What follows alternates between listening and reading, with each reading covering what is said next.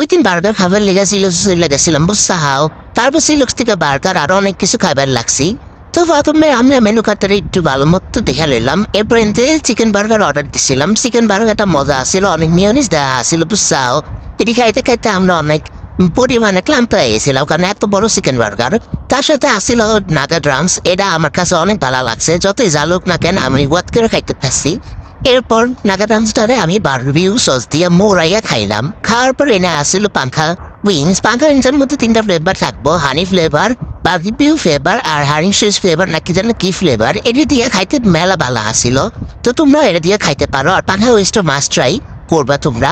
এত জাল খাওয়ার পর পেট নাড়া মারছিল, এদিকে একটু ওরিয়ন ড্রিঙ্কস নিয়ে নিয়েছিলাম। ওরিয়ন ড্রিঙ্কসটা অনেক মজা আসছিল। তার সাথে নিয়েছিলাম স্ট্রবেরি কেক বুঝছা। স্ট্রবেরি কেকটা মেলা ভালো আসছিল, এটা খাইয়া অনেক ওয়াট বেশি।